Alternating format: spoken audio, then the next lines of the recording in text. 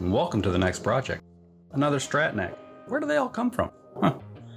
We're taking this 7 1/4 inch radius neck and turning it into a 9 1/2 inch neck with new stainless frets and a new bone nut. As we start the next project. Well, we've got the nut pulled out, the frets removed, they all came out really well. I had to drive the nut sideways just a little bit to get it out. It's in there tight.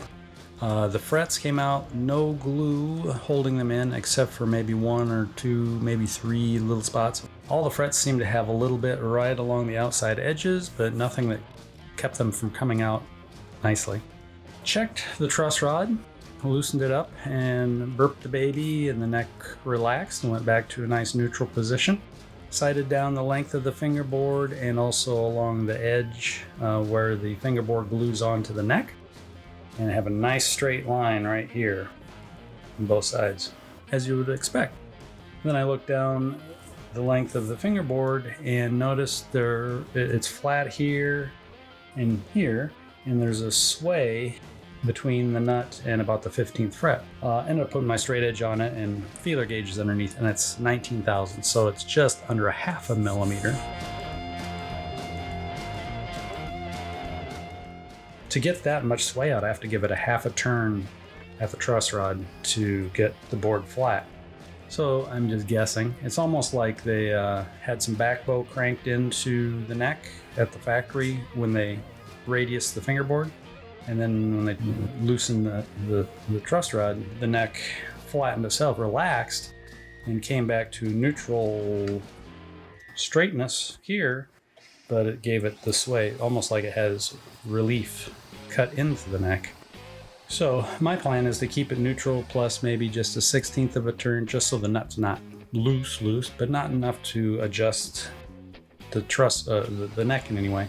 Then I'll re-radius the neck, going from a 7 1/4 to a 9 1/2, which will give us a nice flat surface to start with, and then we'll introduce some fall away from the 12th up to the 21st. And then when the frets go in, I'll also introduce a couple more thousandths of fall away on those as well. So we're getting close, and then we will continue the next project. Originally, I made this radius fixture just to do loose fingerboards, not to do full necks. I knew that doing a full neck like this was a possibility, just wasn't really in my immediate plan. So I have modified my trolley to get around the Fender style headstock. Pretty simple. But if you were making this new, you can make the whole thing to deliberately fit and not have to modify anything.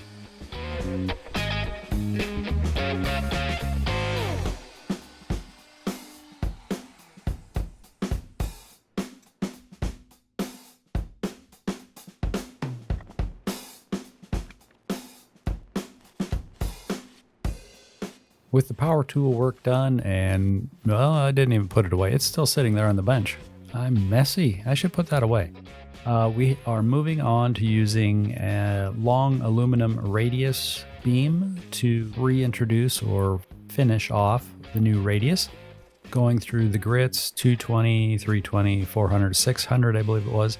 And also introducing some fall away from the 12th to the 21st off the end of the neck, just to make sure this neck will be ready to play for a long, long time. Ooh, fast sanding.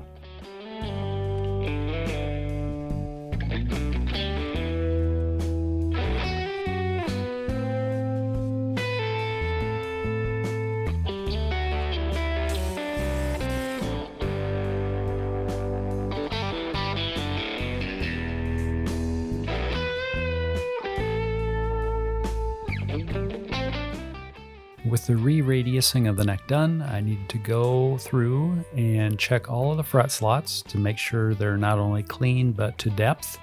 And I'm using a Japanese style fretting pull saw, whichever it is. And also a razor blade that has tape wrapped around it as a depth guide. So I've already determined the depth I need. I've taped off that line on the razor blade, and I'm able to just slide it through the fret slots as I go.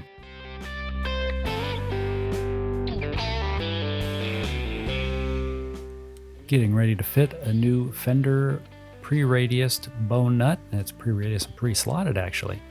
And to do the job, I'm using a Craftsman luthier tool. Oh no, what did I do?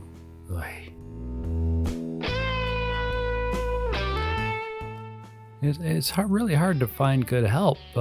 People not doing their jobs, letting the battery run out while you're recording, or failing to turn on the microphone. Man, where do you find good help these days? Just use your imagination, and you have to, because you can even see that the nut slot's not actually deepened at this point. So we're all out of sequence. The world is upside down.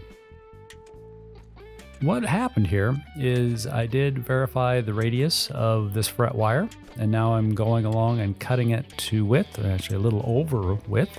Then I'll go back through. As we see there, I've got the fret tang nipper. I'm nipping away the tang, getting it to fit within the width of the fingerboard, so there'll be no fret tang sprout. None here. Not gonna happen. No, no, no.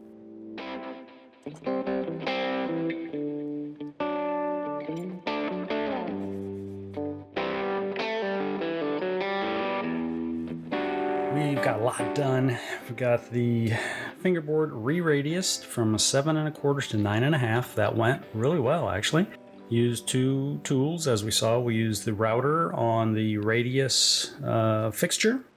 Found the new kind of crown of our 9 1/2 inch radius, because there was a bit of a sway in the fingerboard, not in the neck, but in the fingerboard. All gone now. It is a uniform 9 1/2. Great. I have reintroduced a deeper slot into the neck where the nut will go.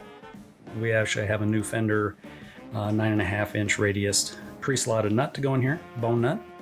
Chased all the frets slots, cleaned them out, brought them to depth because we did change the radius of the board, so the fret slots needed to be at a minimum checked and actually deepened. And they did have glue in either end of the slots, so that had to be cleaned out because it made slots shallow. So got that all done.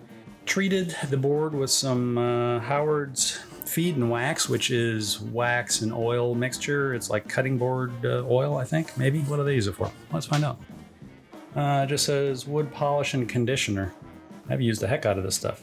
It's really runny right now because it's about 100 degrees outside. Literally, it's hot outside, and I'm in the garage with no air conditioning. Then I took a little bit of wax, just beeswax paste.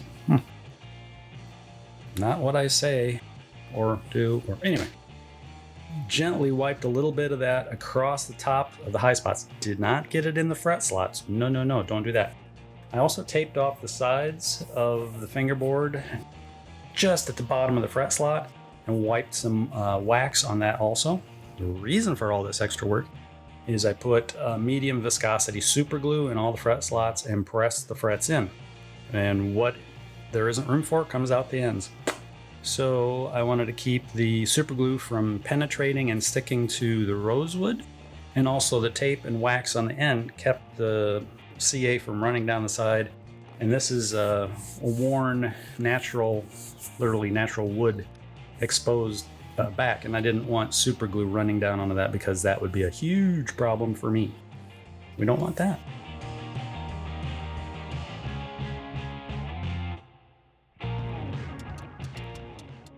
So frets are all pressed in. We have a good radius. We have fret radius fret wire radius that matches the fingerboard.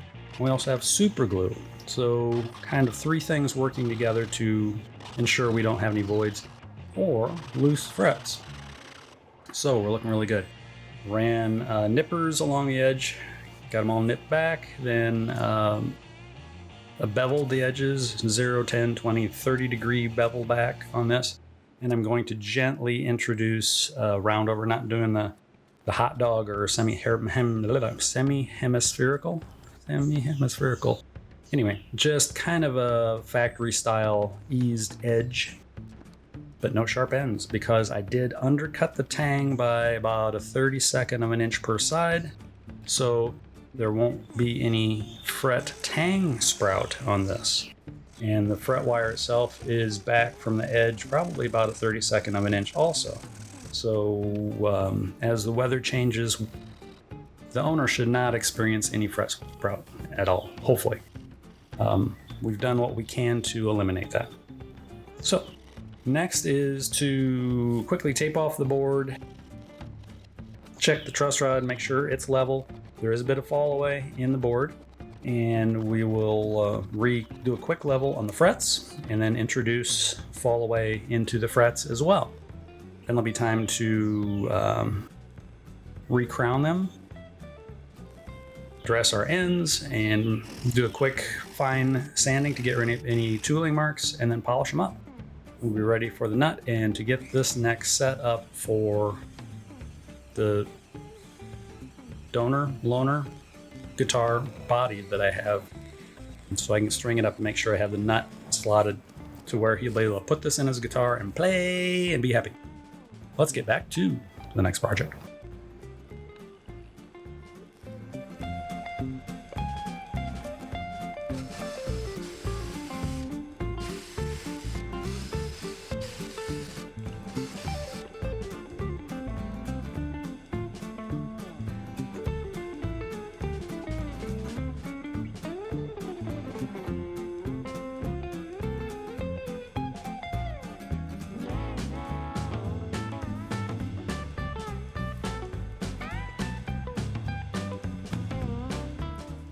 Frets are in, trimmed, crowned, leveled, polished, crowned, leveled, looking really good. Did polish the fingerboard a little bit too, eased the edges, gave it that vintage look again. What else? Put in the factory tuners back in, just about ready to install it in a surrogate body. This is a Squire body that I'm going to put the Fender neck in to string it up and get the nut cut the way it needs to be. However, the Squire body has a ever so slightly different neck pocket routing, so I have to clean that up before I can mount this neck in that body. Of course. Why not, right? So I have to go in and clean up the routing down in here just a little bit. Plenty of room, is just the wrong shape. It's not square, it's got that radius pocket, but it's just not quite the right radius. Always something. So let's continue the next project. We've got it all strung up with some sacrificial strings, checking the string height at the first fret. I was doing some setup work, getting the saddles where they need to be here, stretching the strings. Well, I don't know how many times I stretched the strings, probably 4 or 5 times total. Keep bringing it up to tune, checking as I go, checking all the strings, make sure there's no buzz or any fret out, doing a lot of bends. Again, these strings keep stretching a bit, so we're getting close. Doing a little more adjustment at the saddles, adjusting the action just a little bit. Have about 6/1000 relief in the neck, which is pretty good. What do we have? About 4/64 or 1/16 of an inch string height. It's pretty low. We are wrapping up this project. I want to thank everybody for riding along through this one. It's been a lot of fun.